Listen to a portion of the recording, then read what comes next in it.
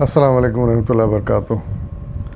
آج میں آپ کے سامنے سورہ طٰہٰ کی آیت نمبر 108 سے لے کر 112 تک، فرام 108 to 112 ترجمہ لے کر حاضر ہوں۔ سماعت فرمائیے۔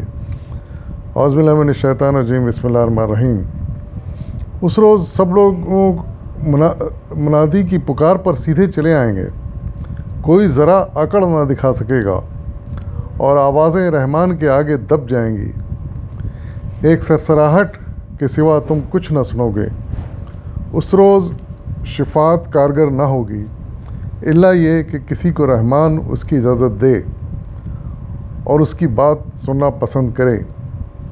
وہ لوگوں کا اگلا پچھلا سب حال جانتا ہے، اور دوسروں کا اس کا پورا علم نہیں ہے۔ لوگوں کے سر اس حی القیوم کے آگے جھک جائیں گے۔ نامراد ہوگا جو اس وقت کسی ظلم کا بار گناہ اٹھائے ہوئے ہو، اور کسی ظلم یا حق تلفی کا خطرہ نہ ہوگا اس شخص کو جو نیک عمل کرے اور اس کے ساتھ وہ مومن بھی ہو۔ صدق اللہ العظیم۔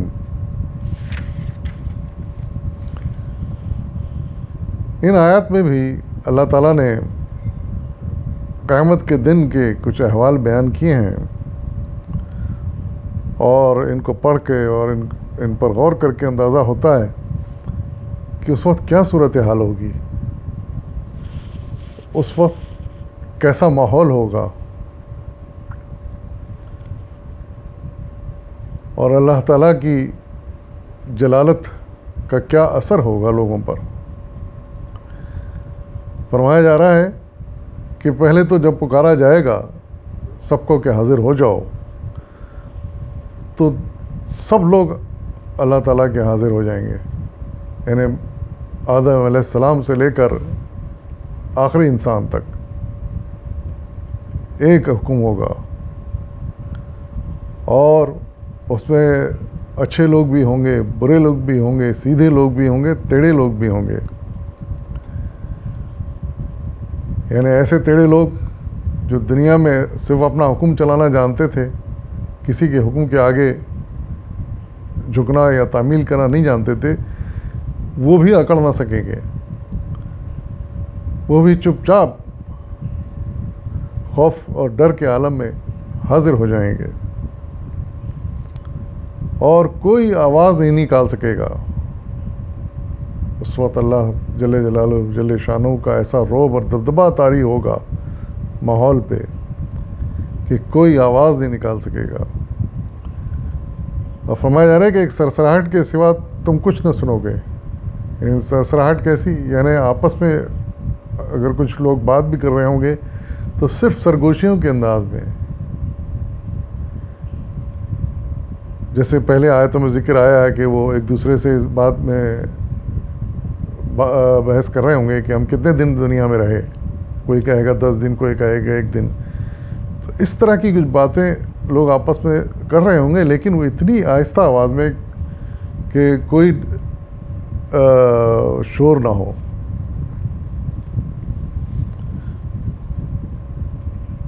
اور پھر ایک اہم ترین بات یہ ارشاد فرمائی گئی کہ اس دن کسی کی سفارش نہیں چلے گی۔ ظاہر ہے کہ وہاں نیک لوگ بھی ہوں گے، بزرگان دین بھی ہوں گے، نبی بھی ہوں گے، اور گناہ گار بھی ہوں گے۔ تو جو گناہ گار ہوں گے وہ چاہیں گے کہ جو ان کے زمانے میں بزرگ یا نبی گزرے ہیں، جن کے وہ فالوور ہیں، وہ ان کی سفارش کر دیں، ان کی جان چھڑا دیں، اس مشکل وقت میں ان کا ساتھ دے دیں۔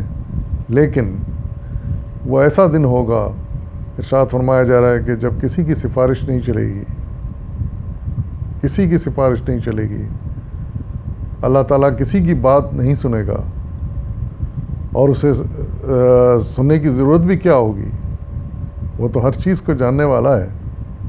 ہر شخص کے اعمال اس کو دکھائے جا چکے ہوں گے، اللہ تعالیٰ خود بھی دیکھ چکا ہوگا اور دکھائے جا چکے ہوں گے۔ اور دوسری بڑی اچھی وجہ اس کی یہ بیان کی گئی کہ سفارش کی ضرورت کیسے پیش آئے گی؟ سفارش کوئی کیسے کر سکتا ہے؟ کیونکہ جو بدعمال لوگ ہیں ان کے پورے اعمال سے تو نہ وہ نبی واقف ہیں، نہ وہ نیک لوگ واقف ہیں. یہ تو اللہ تعالیٰ کی ذات ہے جو ان کے چھوٹے سے چھوٹے برے عمل اور بڑے سے بڑے برے عمل کی بھی ساری تفصیل جانتی ہوگی. یہی وہ کہا جا رہا ہے کہ جب اگلا پچھلا سارا احوال ان برے لوگوں کا اللہ تعالیٰ جانتا ہے اور کوئی دوسرا انسان نہیں جانتا، تو وہ کیسے سفارش کر سکتا ہے؟ اگر کوئی سفارش کرے بھی گا تو اللہ تعالیٰ اس کا جواب دے سکتے ہیں کہ تمہیں نہیں معلوم کہ تمہارے پیچھے انہوں نے کیا کیا، کیسے کیسے برے عمل کیے، کیسے کیسے گناہ کیے، کیسے کیسے ظلم کیے. یہ تو ہم جانتے ہیں. اللہ تعالیٰ ارشاد فرمائیں گے تمہیں کیا معلوم؟ ان کا نہ پچھلا حال معلوم ہے نہ اگلا معلوم ہے کہ ان کے مرنے کے بعد پھر کیا ہوتا رہا، اس ظلم کے کتنے اثرات مرتب ہوتے رہے. تو بڑی اچھی پیاری بات کہی ہے کہ لوگوں کا اگلا پچھلا حال تو ہم جانتے ہیں، یعنی اللہ تعالیٰ جانتا ہے، اور دوسروں کا اس کو پورا علم نہیں ہے. یعنی جو بھی سفارش ہوں گے وہ سفارشی ہوں گے، وہ کیسے جانتے ہیں؟ وہ نہیں جانتے ان کا حال، کیونکہ وہ پوشیدہ حال سے تو صرف اللہ تعالیٰ واقف ہے. تو پھر ایک بات آخر میں کہی گئی کہ صرف اللہ کے آگے سفارش وہی کر سکے گا جس کو وہ خود قادر مطلق اجازت دے گا. اگر وہ کسی کو اجازت دے گا تو بس وہی سفارش کر سکے گا، اور وہ بہتر جانتا ہے کہ کس کو اجازت دینی ہے، کس کو نہیں دینی ہے، کس کی سفارش قبول کرنی ہے، کس کی نہیں کرنی ہے. اس وقت تو حال یہ ہوگا، فرمایا جا رہا ہے کہ سر جھکے ہوئے ہوں گے حی القیوم کے آگے. یعنی منظر اندازہ لگائیے آپ. حقیقت ہے کہ خدائے بزرگ برتر خالق کائنات سامنے ہوگا. کس کی مجال جو سر اٹھا کے دیکھے، کس کی مجال جو ایک غلط بات وہاں کہہ دے، زور سے بات کر لے.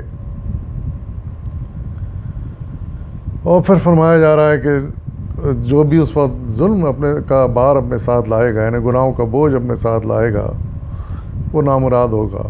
ظاہر ہے کہ کوئی سفارش نہیں ہوگی، اعمال سب سامنے ہوں گے. تو پھر وہ تو اس کے لیے تباہی ہے، اور عذاب اس کا منتظر ہوگا.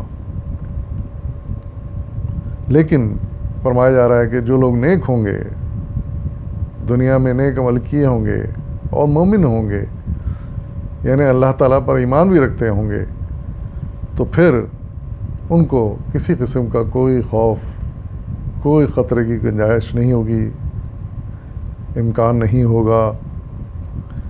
اور اس کے ساتھ پورا انصاف کیا جائے گا.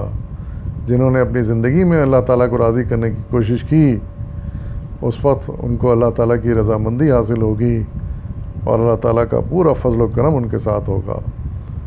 تو دعا کیجئے کہ اللہ تعالیٰ ہم سب کو بھی انہی میں شامل کرے جن کے اوپر اللہ تعالیٰ کا اس دن، یعنی قیامت کے دن، جو کہ انجام کا دن ہوگا برائیوں اور بھلائیوں کے، اللہ تعالیٰ اس دن ہمارے اوپر رحم فرمائے، کرم فرمائے، اور نیک لوگوں میں ہم کو شامل فرمائے. وآخر دعوانا والحمد للہ رب العالمین.